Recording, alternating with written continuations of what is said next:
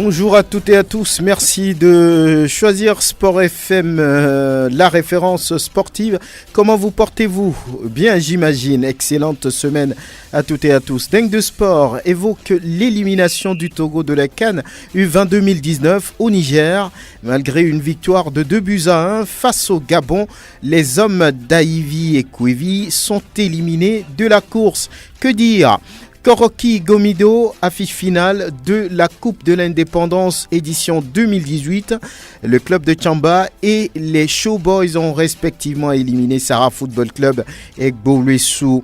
La course populaire du 58e anniversaire de l'indépendance du Togo, Combaté Moipa et Cécile Larrey ont été les plus forts. Dingue de Sport invite Latif Yorouma, Grégoire Attignon, Angelo Folico de la rédaction de Sport FM, Prosper Agbouklou. Dingue de Sport mise en onde, Anas PM. Je suis Franck Nouyama. Oui, merci de faire confiance à Radio Sport FM. Comme toujours, on se retrouve pour Dingue de Sport. Latif Yorouma, bonjour, bonne arrivée. Bonjour Franck, bonjour à tous les auditeurs. Angelo Folico, merci d'être là. Bonjour François, bonjour à tous. Grégoire Attignon. Bonjour Franck, bonjour à tous les fidèles branchés. On l'a eu la dernière fois, le président de la République a surpris tout le monde en étant aux cérémonies finales de ce qu'on appelle Graines du Togo.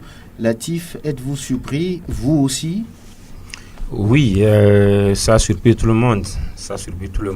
Moi, j'étais justement à cette cérémonie-là. Et arrivé sur les lieux, il y avait quand même quelques fuites comme quoi fort allait arriver. Et puis on s'amusait en disant mais quel fort, parce que il n'y avait aucun dispositif véritable qui signalait quand même l'arrivée de Fort Gnassingbé. On arrive à la tribune, la nouvelle est toujours là, pendante, comme quoi fort allait arriver. Et puis on était là, le speaker du terrain, le confrère Stéphane Atigossou, à un moment donné disait voilà que le président devrait quand même arriver.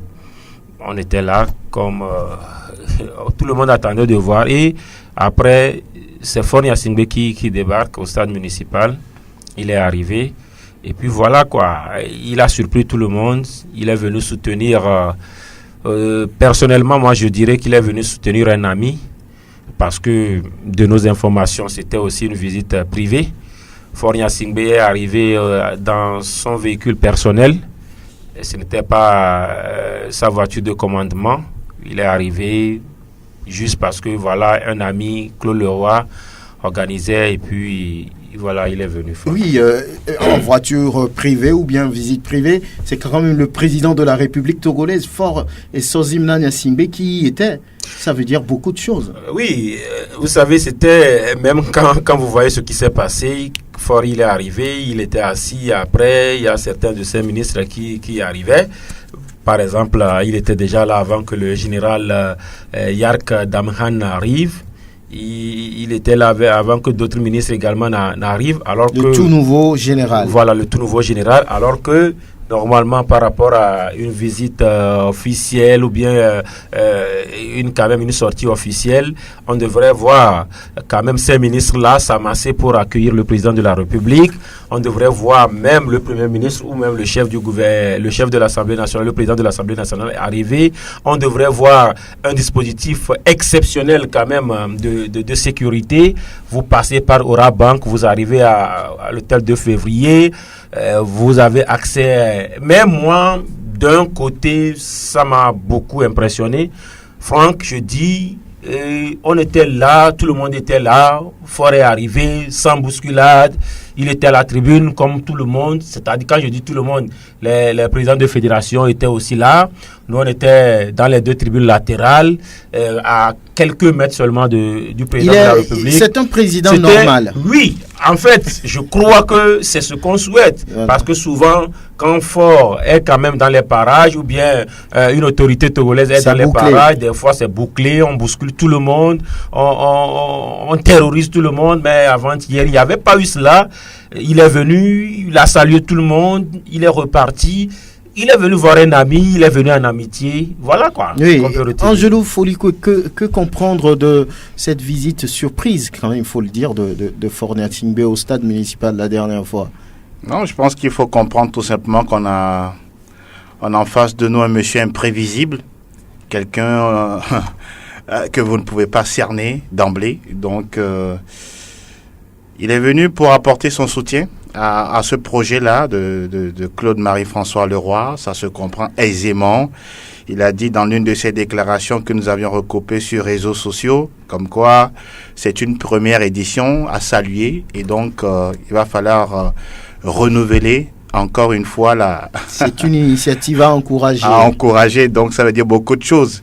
Mais moi, c'est un sujet sur lequel je ne vais pas faire de commentaires parce que je ne suis pas du tout emballé par rapport à ce projet. Oui, Grégoire Attignon, est-ce qu'on peut dire aujourd'hui que oui, Claude Leroy, au-delà des résultats catastrophiques à la tête de la sélection, qui se retrouve, on va dire, au 129e rang mondial.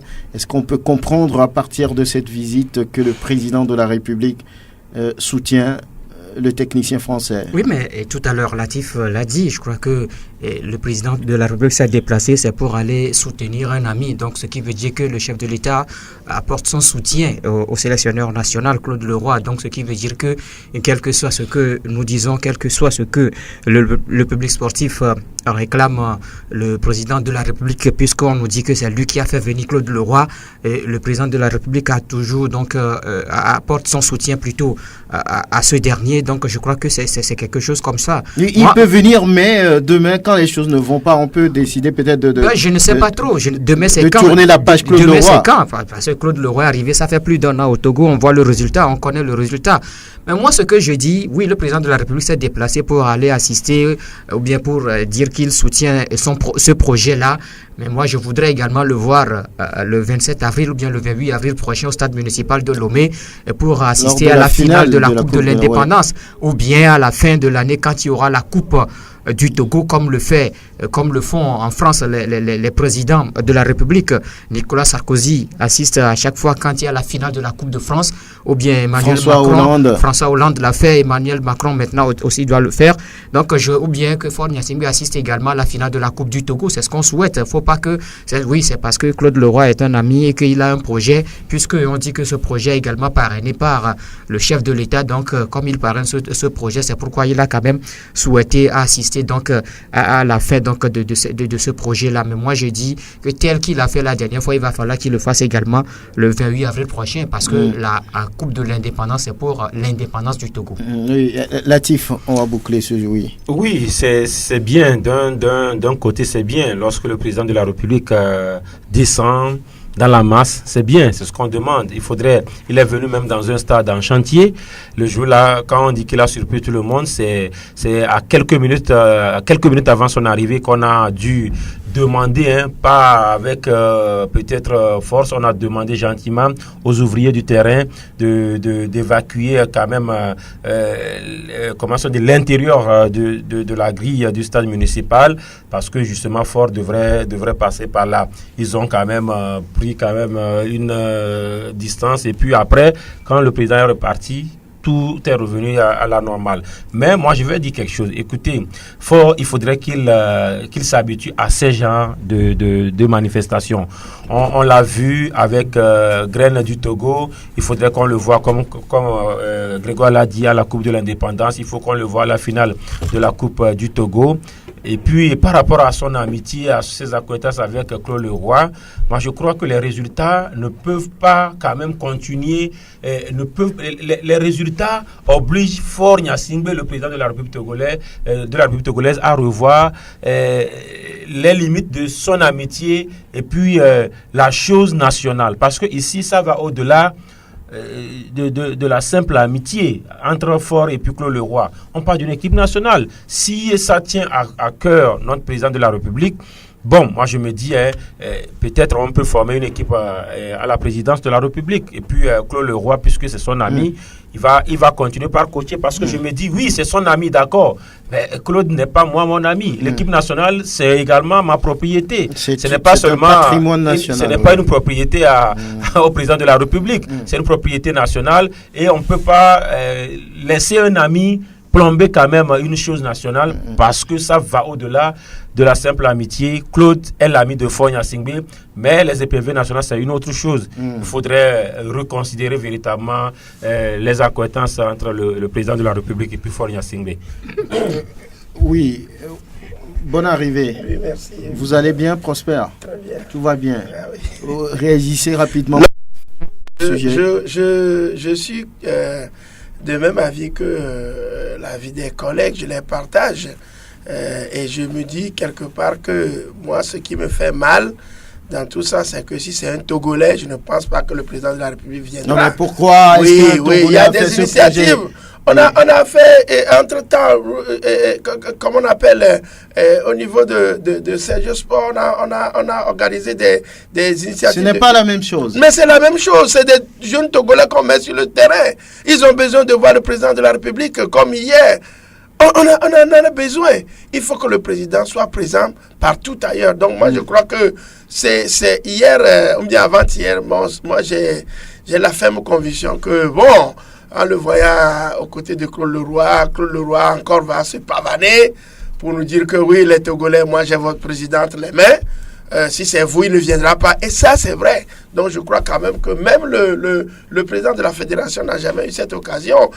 Sur le plan sportif, je dis est-ce qu'il a demandé? Non, je dis, il a demandé, il n'en a pas demandé, je ne sais pas. Mais je crois que tel que le président a été à l'écoute la dernière fois à Claude Leroy, je crois qu'il doit écouter aussi les Togolais comme ça sur le plan. Je parle du sport. Sur le plan sportif, il faut qu'il nous écoute aussi. Dès qu'un Togolais aussi fera une initiative de ce genre, il faut qu'il appuie, qu'il se consent à y participer. Ce n'est pas un ordre que nous donnons à notre président, mais c'est une volonté, c'est une prière que nous lui faisons. Il faudrait qu'il le partage ainsi. Donc je crois quand même que, au-delà de ce que les autres ont dit, il faut que le président regarde l'avenir. Ce n'est pas 2 jeunes, 3 jeunes qu'on va envoyer voir la finale de la Ligue Europa ou champion, mais il faudrait qu'on prépare l'avenir, qu'on cultive le terrain, que ces graines-là vraiment germent réellement pour l'avenir. Le Togo qui gagne, mais qui est éliminé de la course à la CAN 2019 au Niger en 2019. C'était hier face au Gabon, une victoire de 2-1 qui est nettement insuffisante. On va écouter l'entraîneur, le sélectionneur des éperviers U20, Ayivi Ekwevi. Nous avons en face de nous une équipe qui s'est levée très tôt. Je ne dirais pas que nous ne sommes pas levés tôt, mais la jeunesse de nos poulains a fait que certains compartiments n'ont pas été respectés. La plupart des joueurs que nous avons mis sur le terrain viennent des centres. Par contre, de l'autre côté, c'est des expérimentés. Ça nous a beaucoup embêtés. Je suis satisfait avec l'âge, la maturité des jeunes, satisfait de leurs prestations. En seconde partie, j'ai un peu modifié parce que quand ça ne marche pas, il faut essayer toujours de modifier et c'est ce que nous avons fait. Mon souhait, c'est que la fédération essaie de garder ce groupe pour que les prochaines fois, on va essayer d'étoffer et ceux qui auront 20 ans sortiront et les autres vont monter. Ayivi Ekwevi, le sélectionneur des juniors du Togo. Anissé Kungu Yala, on va dire le sélectionneur des Panteros, a également réagi à la fin de la rencontre. Au vu de la physionomie du match, le plus dur n'a jamais été fait à Libreville. C'était d'autant plus pas évident parce que malheureusement il y a eu comme un 12e homme côté togolais. Les éperviers n'avaient pas besoin de ça pour prester, pour réaliser les 2 buts qu'ils ont réalisés. La preuve c'est qu'il n'y a pas eu de coup de pouce là-dessus. C'était pas assuré sa qualification d'avoir gagné 4-0 à Libreville. Cette formidable équipe togolaise avait à cœur de refaire son retard, qui plus est, sur son territoire devant son public. Le plus important pour nous, c'était de rester plus ou moins compact. C'était un plan de jeu. On fait près de 75 minutes où nous sommes concentrés derrière. Les quelques fois où on a relâché, vous avez pour illustration le second but que nous encaissons. C'est aussi ça la magie du football. Il faut profiter des erreurs de son adversaire pour réaliser. C'est une équipe qui a bonifié dans la qualité du jeu. C'est dommage. Peut-être que cette équipe ne nous est pas affrontée à la manche aller. Non, c'était 2 équipes différentes. Il y a une équipe qui en voulait plus. Peut-être aussi parce que galvanisée et poussée par son 12e membre. Et voilà, Anissé Yala, le sélectionneur des Panteros du Gabon. Angelo Folikoué, vous y étiez. Est-ce que ça vous surprend, cette élimination? Non, non. Je pense que le plus dur a été concédé au match aller. C'est-à-dire que voir une équipe des éperviers du Togo qui n'était pas suffisamment organisée, surtout au niveau de la constance des entraînements, au niveau de la mise en place même de cette sélection qui a pris beaucoup de temps. On savait qu'on devrait s'engager dans une telle compétition, mais la nomination du coach Aivi a traîné, et on se rend compte également que la composition de cette sélection n'est qu'un conglomérat de joueurs issus de centres de formation, parce qu'on n'a pas de championnat dans cette catégorie, on n'a pas de compétition véritable. Je salue quand même au passage les tournois mis en place par Sergio et puis Stéphane Atigosu, Made in Togo, etc., etc. Mais je pense que hier, on n'a pas vu une équipe qui avait envie, qui avait une certaine rage de vaincre. Je ne sais pas si c'est la pression, parce que déjà encaisser 4 buts et en marquer 5 au match retour, ce n'est pas évident. Et puis, quoi qu'on dise, ces joueurs-là n'ont pas eu l'habitude de jouer suffisamment ensemble. Le capitaine, non pas le capitaine, mais le gardien Adjima l'a bien dit en conférence de presse hier, que ce serait bien de voir cette équipe-là rester en place et disputer beaucoup de matchs, histoire quand même d'avoir une certaine cohésion avant de rentrer quand même dans de telles compétitions. Ivy également l'a dit, le coach, ils ne se sont pas préparés comme il le faut, mais ils ont eu à travailler d'une façon ou d'une autre. Le match, 45 premières minutes hier, il n'y avait absolument rien du tout. Des passes mal assurées, beaucoup de précipitations, problème de communication au niveau de la défense, pas de liaison entre le milieu et l'attaque. C'était carrément, on peut dire, une feuille à zéro, quoi. Maintenant, la deuxième période, on a vu quand même la pluie qui est arrivée. On a l'impression que la pluie a fait du bien à ces jeunes éperviers. C'est après cette pluie-là qu'il y a eu 2 buts coup sur coup en l'espace de 4 minutes. Je pense que dans son ensemble, oui, le public attendait une victoire, mais la qualification, on la voyait de très très très loin. Maintenant, oui, c'est un premier essai. Je pense qu'il va falloir peut-être mettre en place un mécanisme de suivi de cette sélection-là et de voir ce que ça va donner dans les jours à venir. Oui, en tout cas, Latif Yorouma, est-ce qu'on pouvait garder espoir par rapport à ce qui s'est passé au match aller où, vous le savez, l'équipe togolaise a pris 4 buts? Oui, moi je crois qu'en football tout est possible. Si le Togo a réussi à marquer 2 buts en l'espace de 4 minutes, il aurait pu également marquer peut-être 2 buts dans les 4 premières minutes de la première partie comme de la dernière partie. C'était possible, même si on savait que ça allait être compliqué, très compliqué. Ce n'est jamais arrivé même aux éperviers seniors, une remontée de la sorte. Avec les juniors, c'était plus compliqué. Les joueurs n'ont pas pu gérer la pression. Et on leur demandait en même temps et de gagner et de se qualifier. Ça fait 2 choses, alors que on pouvait, sachant véritablement que ça sera compliqué, demander ne serait-ce qu'une victoire à ces enfants-là. On leur a demandé un peu plus. Ça a été lourd, pesant. La preuve, quand le match a commencé, le capitaine Akoro Bilali, sentant cette responsabilité véritable sur ses épaules, a voulu se transcender. Tout de suite, après 6 minutes de jeu, il a écopé d'un carton jaune qui a un tout petit peu redressé le joueur. Mais ça déteint totalement sur la performance, puisque dans les 45 premières minutes, on n'a pas retrouvé une équipe qui avait un jeu, je ne dirais pas décousu, mais un jeu qui ne proposait véritablement pas d'action dangereuse.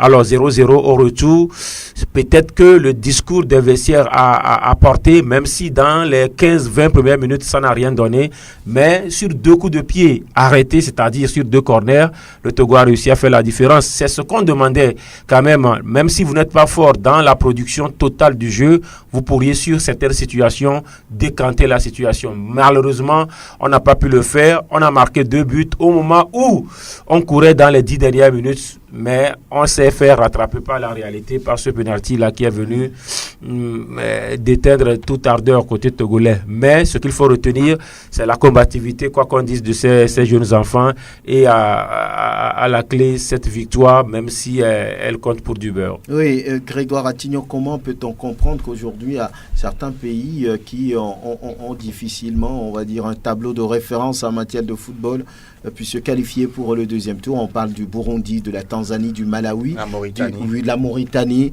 du Swaziland, qui est d'ailleurs devenu Eswatini. C'est le nouveau nom de ce pays. Eswatini, ce n'est plus Swaziland. Ainsi en a décidé le roi depuis quelques jours. Donc, Eswatini. Donc, comment peut-on expliquer? Ça veut dire qu'on ne travaille pas ici?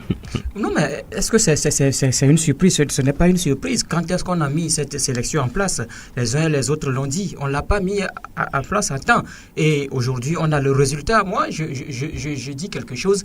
Quand on mettait cette sélection en place, quel objectif on avait en la mettant en place? La dernière fois, le ministre, quand il était venu au stade saluer les joueurs, visiter les joueurs avant donc le match d'hier, il a dit oui que nous avons mis cette équipe en place pour essayer quelque chose. Moi, je ne sais pas ce qu'on a voulu essayer, parce que cette compétition, parce que le ministre l'a dit, il a reconnu que c'est lui qui a donné son accord pour que la fédération accepte de participer. Si la fédération s'est inscrite à participer à cette compétition, c'est parce que le ministère a donné son accord. Donc le ministre l'a dit. Donc si le ministre sait qu'il a donné cet accord-là et que finalement c'est à 2 semaines du match du match aller qu'on met en place cette équipe nationale, mais je me dis que finalement on l'a mis en place pour quel résultat à la fin. Donc aujourd'hui on a ce résultat-là, c'est l'élimination. Le Togo est éliminé, ne disputera pas le second tour donc de ces préliminaires. Je crois que peut-être c'est à ce résultat-là qu'on s'attendait et au niveau du ministère, on l'a. Mais je me dis que ce n'est pas bien pour notre football. La compétition, on sait qu'on doit participer à cette compétition, on devait se lever tôt, mettre pourquoi pas en place cette équipe 2 mois avant, parce que cette compétition, il y a une compétition des jeunes pour la sélection Espoir qui est prévue en mai prochain, mais cette sélection a commencé son travail un peu tôt. Pourquoi est-ce que le ministre n'avait pas ordonné à la fédération de mettre en place parce qu'on n'avait même pas mis en place un staff. On n'avait même pas encore mis en place un staff. Voilà pourquoi on ne pouvait même pas mettre en place la sélection. Alors que pour les espoirs, c'était déjà fait. Donc moi, je me dis que quelque part, c'est au niveau donc c'est au niveau de l'État qu'on ne prenne pas des dispositions à temps. Aujourd'hui, ça rattrape un peu le sport togolais. En dehors des juniors, il y a également des cadets qui doivent participer à une compétition. On va y revenir. Et aujourd'hui, jusqu'à ce jour, ce n'est pas encore mis en place. Donc moi, je me dis que quelque part, on va encore jouer à la tombola. Je ne sais pas si au niveau du ministère, on veut, ou bien on ne veut pas de la compétition des jeunes, ou bien on ne veut pas mettre en place cette sélection des jeunes. C'est ce que moi je ne comprends pas. Ou bien on s'en tient seulement à la sélection des seniors, et donc on sait que c'est arrêté là-bas. Là, il faut le dire, là on ne doit plus participer, on ne doit plus s'engager à des compétitions des jeunes. Je crois que c'est mieux.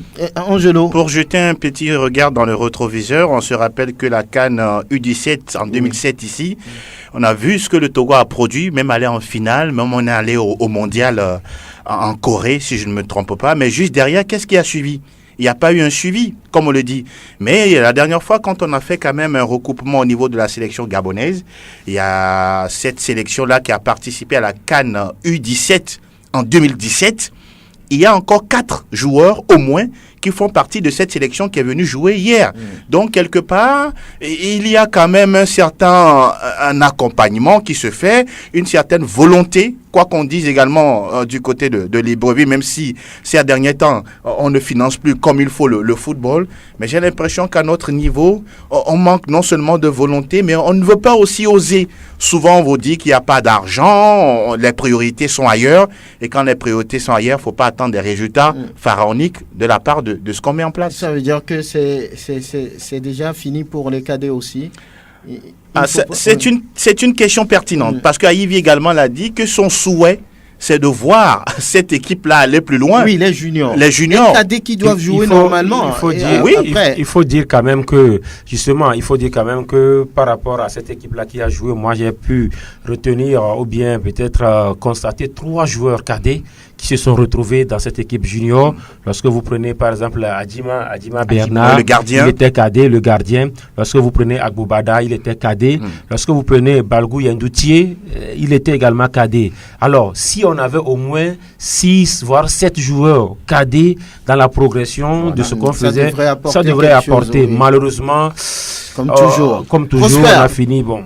Oui, le Togo est éliminé. Oui, je crois que comme on fait son lit, on se couche. On le dit souvent ainsi. Si vous avez acheté un bon matelas, c'est sûr que votre sommeil sera agréable. Quand le matelas est bosselé, c'est que le lendemain, vous avez des courbatures un peu partout. Et ça, je crois quand même que depuis, moi je le dis, c'est vrai, les fédérations, tout le temps j'ai dit que les fédérations, ils ont une délégation de pouvoir. Quelle que soit la fédération qui passait, une fédération n'a qu'une délégation de pouvoir. Lorsque le ministre vient nous dire que c'est lui qui a donné son OK pour qu'on s'inscrive plutôt pour cette compétition-là, vous ne voyez pas que c'est une aberration? C'est une aberration. Une aberration qu'on ne doit pas... Non, mais c'est le gouvernement qui doit donner les moyens. S'il n'y a pas de moyens, vous voulez quoi? Non, la délégation du pouvoir qu'on donne à une fédération, je l'ai toujours défendu ici. Oui, mais la fédération a cette délégation de pouvoir. Mais pour financer, non, il faut que la délégation du pouvoir, c'est que la fédération doit agir.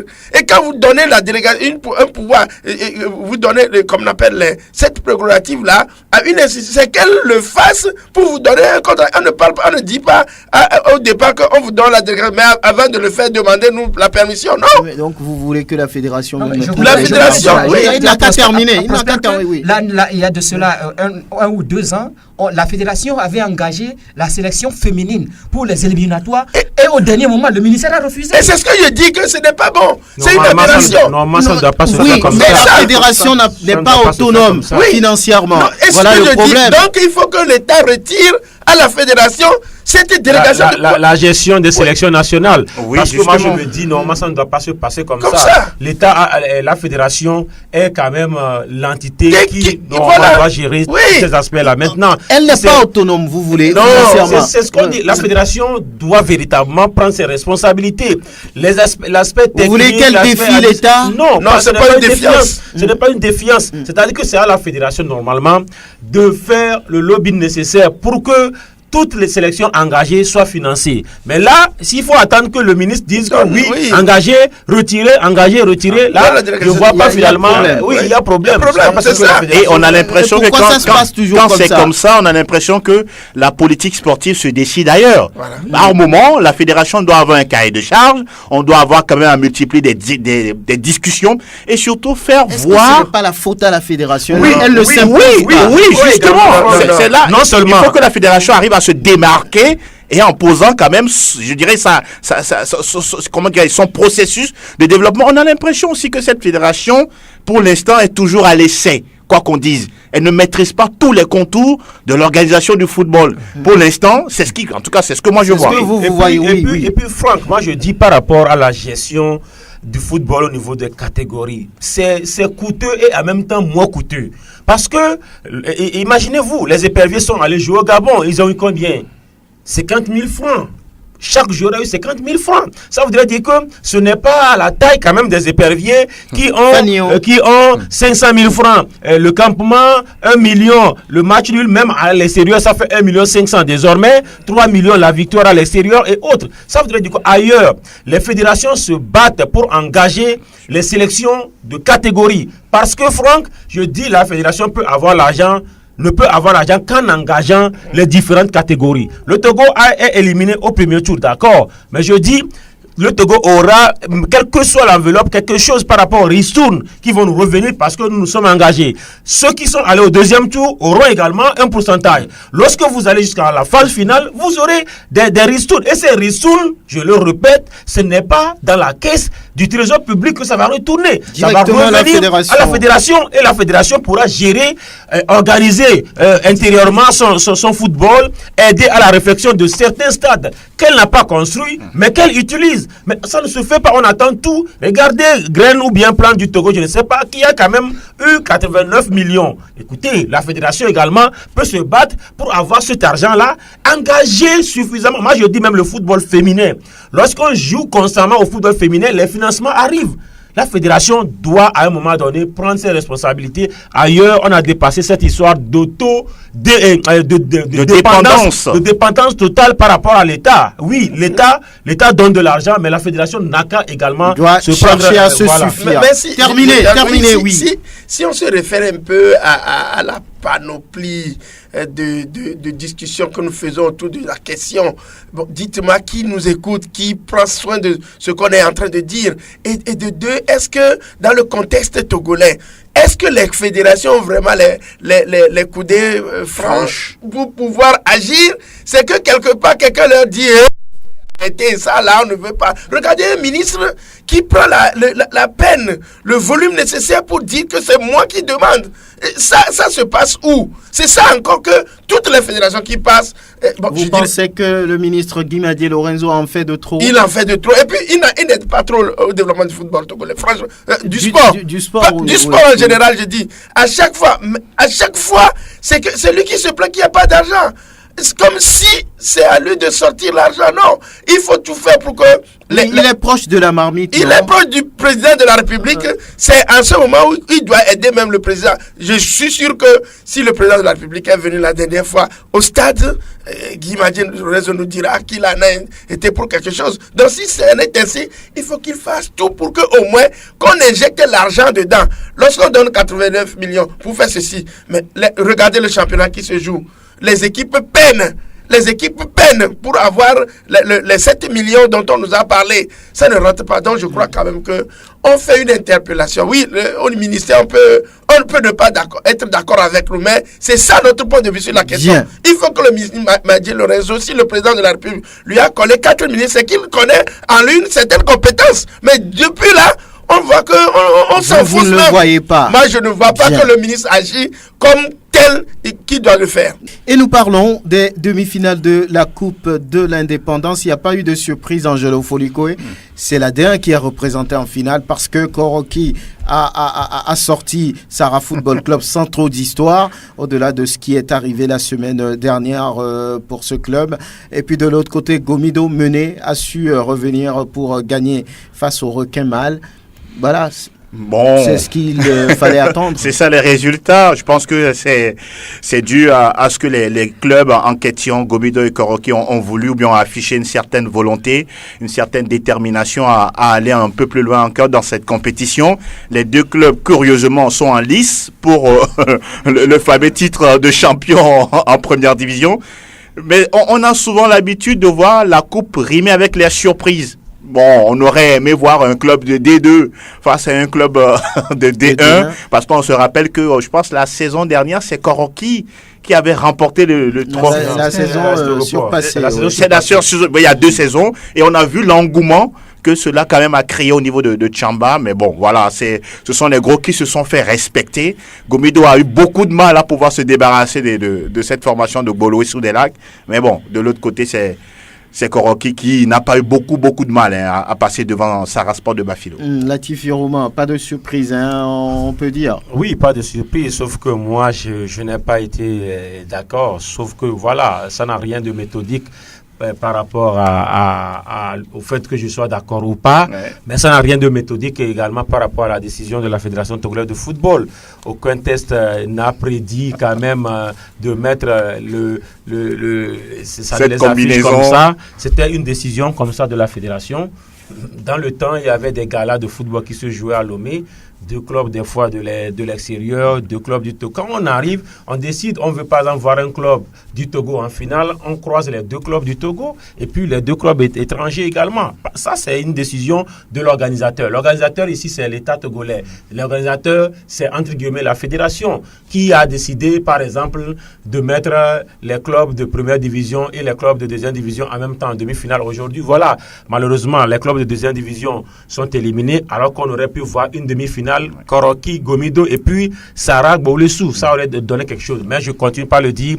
Ni la décision de la fédération, ni mon sentiment, en tout cas aucun de ces aspects n'est méthodique. C'est une décision comme ça que la fédération a prise. Malheureusement, la surprise n'a pas été de la partie. On a vu également en Coupe du Togo où pratiquement les grands se sont fait respecter. On aura encore une troisième confrontation entre Gomido et puis Sarah, plutôt Gomido et puis Koroki Metete de Tchamba. Ces deux formations qui, ma foi, ont normalement comme objectif de gagner le titre. Koroki, ce sera historique. Gomido de Palimé, je sais que cette équipe-là a joué longtemps, ou bien pendant des années antérieures, un rôle déterminant dans le football. Mais je ne sais pas trop, puisque je ne me souviens pas de l'année à laquelle Gomido a été champion du Togo. Donc, c'est quand même une course historique que mènent les deux formations.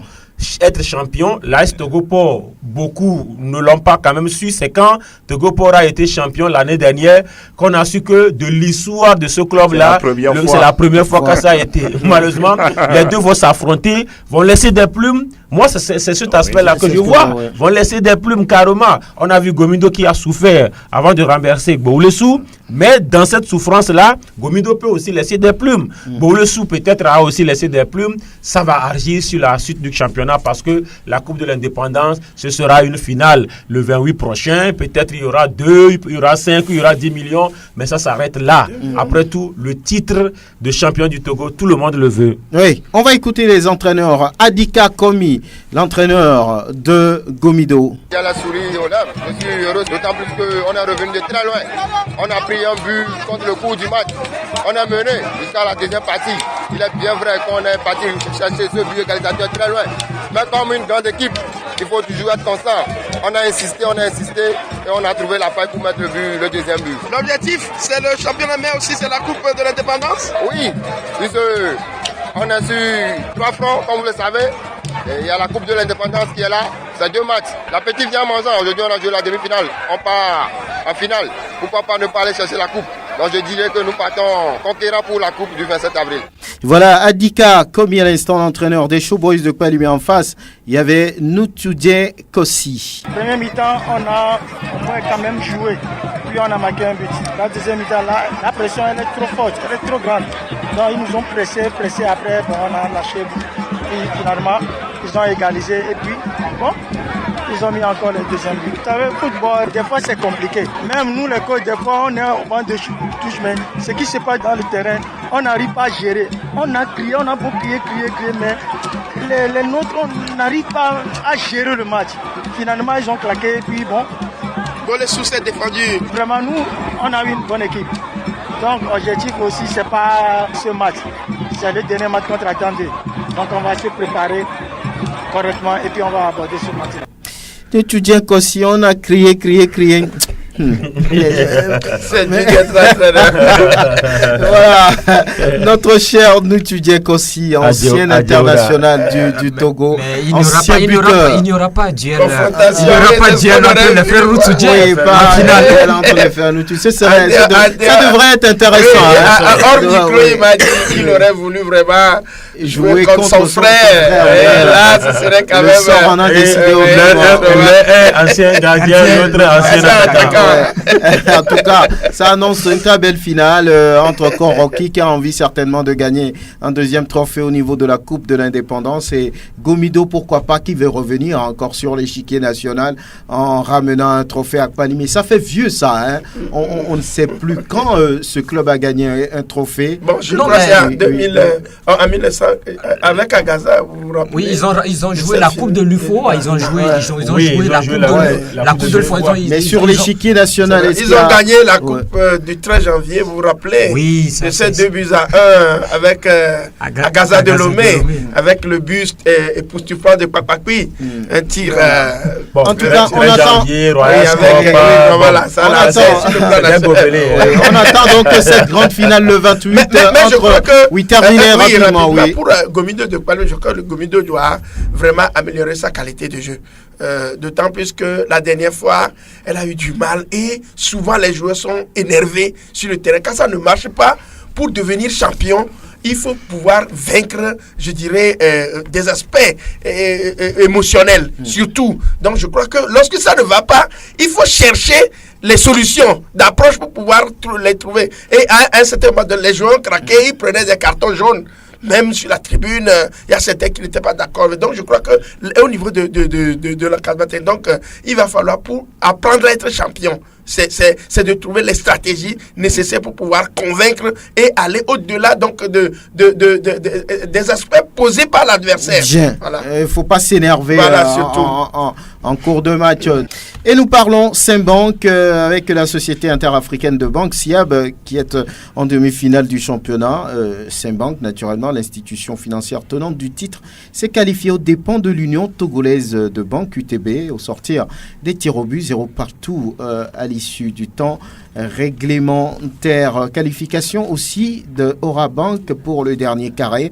L'équipe du président, joueur Raoul de Souza, élimine à Surfoot au terme d'un match très heurté et tendu au coup de sifflet final. 2-1 comme score pour Orabank. On va tout de suite écouter le coach et la colère d'ailleurs du coach victorieux Moussa Souleymane par rapport à l'allure du match. L'arbitre a voulu que ça soit compliqué.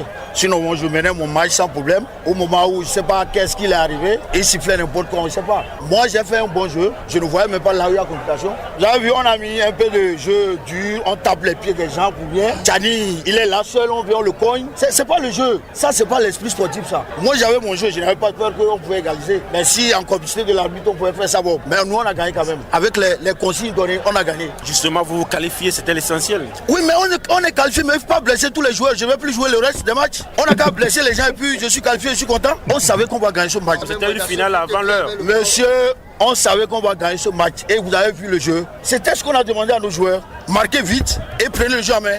Je savais que je dois gagner ce match. Mais avec les coups de pied qu'on donnait, qu'est-ce qu'on pouvait encore jouer? Tu n'as pas la balle, tu te retrouves par terre. Là où on doit donner carton, on dit prochainement. Là où on doit pas donner, on donne le carton. Je dis l'arbitre a mal sifflé. Il a mal sifflé. Et on a joué plus de 10 minutes d'arrêt de jeu. Il y avait eu quoi sur le terrain pour jouer 10 minutes d'arrêt de jeu? Et voilà le courroux de l'entraîneur d'Orabank, Moussa Souleymane. Fin de parcours pour l'équipe de la coalition des compagnies d'assurance du Togo. Une réalité qu'accepte avec fair play Joël Aïe, directeur technique. On s'arrête ici, en quart de finale, c'est pas mauvais. Seulement, vous allez remarquer qu'on a fait quand même notre jeu comme on a l'habitude de le faire. Aujourd'hui, la chance ne nous a pas souri. On a marqué en toute fin de match. On a déjà encaissé 2 buts d'entrée. Surtout le premier but, c'est ce qui a un peu cassé le moral puisque vous avez remarqué depuis le début de la compétition, on n'a pas encore encaissé de but. On n'a encaissé aucun but jusqu'à cette étape-là. Et on rentre en 2 minutes de jeu, on encaisse un but. Les joueurs ne se retrouvaient pas et voilà, on a eu un penalty, plus un carton rouge. C'est le football. Nous, on le prend sportivement avec l'idée de récupérer les autres joueurs blessés pour l'édition prochaine. En deuxième partie, ils ont essayé de calmer le jeu et nous avons remonté un tout petit peu dans le jeu en gagnant des duels. Ils ont parlé de faute. Bon, c'est l'arbitre et c'est leur appréciation. Moi, je n'ai rien à dire dessus. On a fait notre jeu comme je le dis toujours. Nous, on prend le match 1 à 1. On joue notre match. Aujourd'hui, ça n'a pas souri. On va continuer la prochaine année. Joël Aïe, directeur technique d'Assurfoot Latif, c'est vous qui suivez cette compétition. On parle toujours de retrouvailles, d'un tournoi sans enjeu, on parle de fair play, mais sur le terrain, c'est souvent une bataille qui ne dit pas son nom. Oui, malheureusement c'est cela, parce que à la fin, je crois dans le trophée, il y a rien. C'est l'honneur qui est là. Tout le monde veut être champion du Saint-Bank. Tout le monde veut s'affirmer. Tout le monde veut exhiber quand même les couleurs de sa banque. Voilà. Mais alors pourquoi on se bat jusqu'à aller blesser parfois les joueurs? Oui, je ne sais pas ce qui s'est véritablement passé dans ce match, même si j'ai suivi tout le match, je l'ai fait en direct. Je dis, Franck, de la première à la dernière minute dans ce match à Surfoot Orabank, mais écoutez, je me suis même amusé à dire qu'il n'y avait que l'arbitre et moi, journaliste, qui n'étions pas. À toi, c'est nous deux qui n'étions pas. Il y avait un antécédent. Je ne sais pas trop. Il y avait, quand la partie a commencé, il y avait un joueur, Nadjombe Nikabou, de la formation d'Orabank, tout de suite qui a eu un pied, il s'est retrouvé dehors. Il a refait son apparition qu'en deuxième partie, quelques quelques bribes de minutes, il est ressorti. Il y a le meilleur joueur donc de cette équipe-là, Chani Wadou Agouda, ancien joueur de Biketi de Bassa, qui a d'ailleurs marqué le premier but, qui a eu un coup, il est sorti, il n'est jamais revenu. D'autres joueurs également qui c'était un jeu totalement heurté. Bon, maintenant, ajoutez à cela les errements du sifflet, parce que oui, il faut quand même avoir le courage de le dire. Le sifflet, surtout sur les 10 dernières minutes, n'a pas été ce qu'il devrait être. Voilà, le coach Moussa Souleymane, dans un premier temps, avait raison, mais dans un second temps avait tout faux sur toute la ligne, parce que oui, l'arbitre a gaffé. D'abord, il y avait un penalty que l'arbitre même a inventé dans ce match-là, sauf que c'était sans conséquence puisque l'équipe de Orabank menait 2-0. Il y avait un temps additionnel pratiquement de 10 minutes, justement que Orabank n'a pas compris. Mais là, c'est 5 minutes de temps additionnel qu'on a montré. C'est 5 minutes de temps additionnel qu'on a montré. Pendant ce temps, il y avait le gardien de Orabank qui est resté à terre. C'est ce que l'équipe d'Orabank n'a pas compris. Oui, voilà pourquoi il faut jouer 10 minutes. Je ne sais pas si finalement on a joué 10 minutes parce que le gardien a été soigné pendant longtemps. Moi, mon chrono, il y avait pratiquement 10 minutes. C'est 5 minutes de temps additionnel. Il y a quand même dans les matchs de foot des circonstances qui obligent l'arbitre. On se rappelle de ce match de la CAN où le Togo a eu 11 minutes ou 13 minutes. 13. Mais là également, c'était une connerie de l'arbitre. Non, bon, ça dépend des circonstances. Ici, on a montré 5 minutes de temps additionnel. Et c'est dans ces 5 minutes de temps additionnel qu'il y a eu une balle qui est partie heurter la barre transversale. Le gardien était seul, il n'y avait pas d'adversaire. Mais c'est là le gardien s'est retrouvé au sol. Il a été soigné pendant un long moment. Et c'est là quand le jeu a repris. C'est avant le pénalty que le banc de Orabank réclamait la fin, parce que je les ai vus quand ils venaient même toucher, bousculer Patrice Agboli au bord de la ligne, disant que non, qu'il faut que l'arbitre siffle, arrête le match. Il y a tellement d'enjeux qu'on ne comprend pas. Heureusement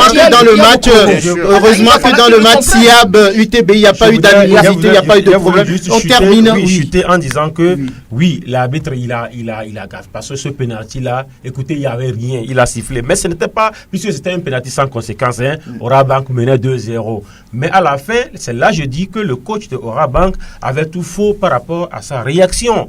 Il s'est enflammé, il avait pratiquement... Il n'avait pas de raison de s'enflammer. Non.